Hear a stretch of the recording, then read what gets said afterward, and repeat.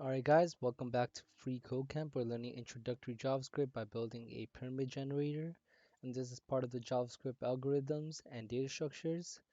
So consider subscribing and liking the video if you find it helpful. It would really help. So we're on step 61 and it says now we're going to use the additional operator to concatenate a blank space using empty strings and a space between or space inside to the beginning and end of our repeat character string. So we're on line 6, you can see the character repeat string. And what we're going to do at the beginning is empty string with a space in between plus, and we're going to do the same thing for the end, plus and space, just like this. So now step 62, it says now it's time for a bit of math. Consider 3-row pyramid.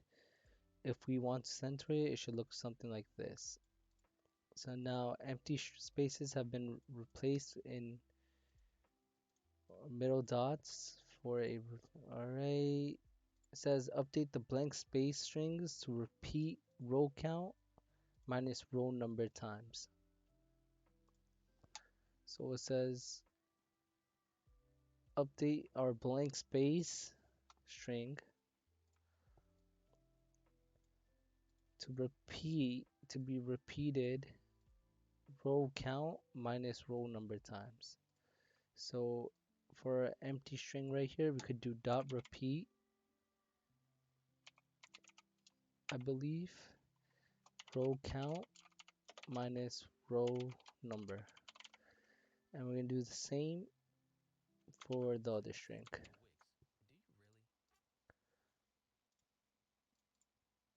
just like this.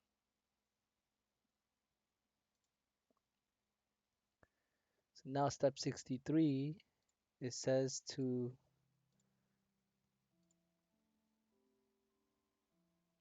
update the character value to be repeated 2 times row number minus 1 times. So inside our character value, we're gonna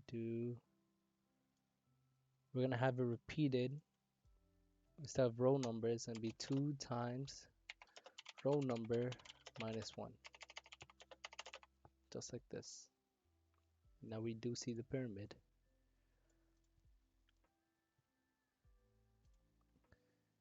So now step 64, it says our pyramid generates now.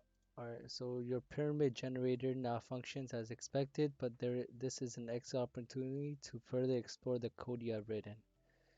So the addition operator is not only way to add values to a variable. The addition assignment operator can be used as a shorthand to mean take the original value of the variable, add this value, and assign the result back to the variable.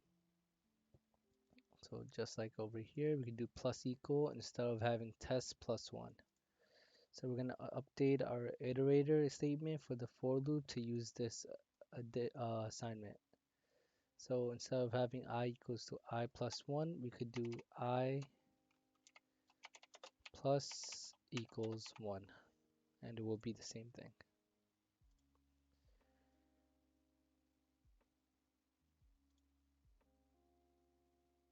So it says because we are already increasing I by 1, we could also use plus plus, which will do it'll just add 1. So now it says replace our addition assignment with the increment operator for our loop iteration. So instead of I plus equals 1, we could do I plus plus here. So now step 66, this is rather than having to pass I plus 1 to our pad roll call, we could instead start the loop at 1, and this will create a 1 index loop. So we're going to update our iterator to start at 1 instead of 0. So we don't need to have the I plus 1 anymore. So our pyramid looks a little funny now because we started with the loop at 1 instead of 0.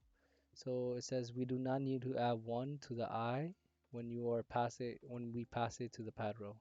So like last step, we could just remove this since we have the index starting at 1 now. And we see the pyramid perfectly again.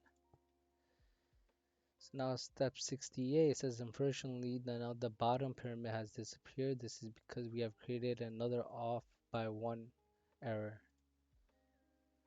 So we're going to update our loop condition to run while I is less than or equal to count. So our condition in our for loop is the second argument. So we could do, it says run while I is less than or equal to count. So we could do less than equal to count right here. So now it says comments can be helpful for explaining, and it says in JavaScript we use the double slash to leave a single comment line. So we're going to add a single comment above our function to remind ourselves to change the code to a different kind of loop. So change to different loop, just like this.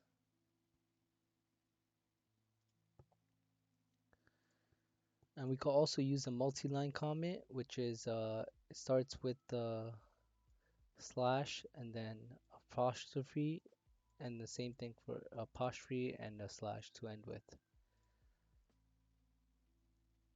So we're gonna use the multi-line comments to turn our current loop for loop into a body. So we're gonna comment the for loop out. So we could do slash apostrophe, and to end the we could do apostrophe slash, just like this. So now it says our pyramid has disappeared again. That's okay. All right. So it says before we create a new loop, we will need to learn if statements, and an if statement allows us to run the block code only when the condition is met. So this is how an if statement looks. And now we're going to create an if statement with the boolean true as the condition. So if true, and then inside the body we could do a console log.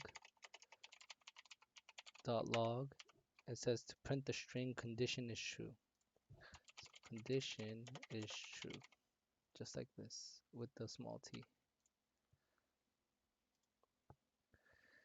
So now step 72, it says you'll see the string printed to the console because true is in fact true. So we're going to change the condition of our if statement to false, and we should no longer see the console log of condition is true. Just like that.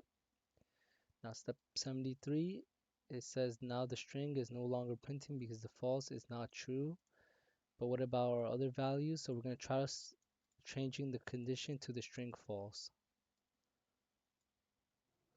So we could do if false, and we should see condition is true.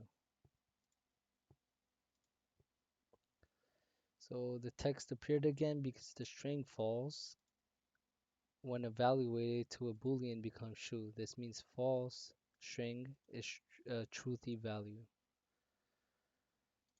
So we're going to try to change a if condition to an empty string, which is falsy value. So we could, instead of having the string false here, we could just have empty strings.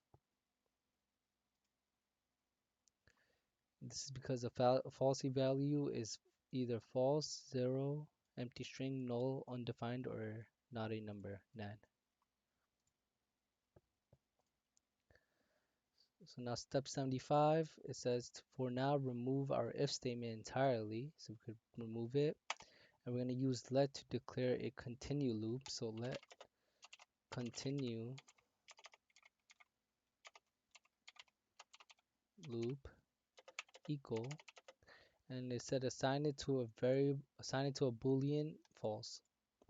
So we do false, and then we're going to use a let to declare a done variable. So we could do let done equal, and we're going to assign it to the value of 0. which is a falsy value. Now you can find step 76 in my next video and consider subscribing. It will help a lot. Thank you.